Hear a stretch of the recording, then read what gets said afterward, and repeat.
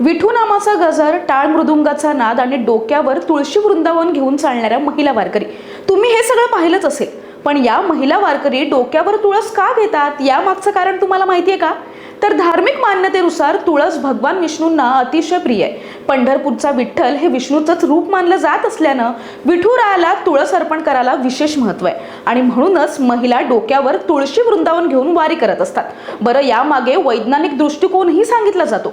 तुळस वातावरणातील carbon dioxide शोषून प्राणवायू सोडण्यास मदत करते. तसेच तिच्यात अँटीबॅक्टेरियल आणि अँटीव्हायरस गुणधर्म असल्यानं हवा अधिक स्वच्छ राहण्यास सुद्धा मदत होते. त्यामुळे वारीसारख्या मोठ्या गर्दीत सुद्धा तुळशीचं महत्त्व अधिक अधोरेखित होतं. त्यामुळे डोक्यावरची तुळस हे फक्त श्रद्धेचं प्रतीक नाहीये, तर निसर्गाशी असलेल्या आपल्या नात्याची सुद्धा आठवण करून देतं आणि त्यामुळेच ही सुंदर परंपरा आजही भक्तिभावानं जपली जाते. व्हिडिओ आवडला असेल तर शेअर करा, लाईक करायला सुद्धा विसरू नका आणि हो, आता आलाच आहात तर फॉलो करून सुद्धा जा.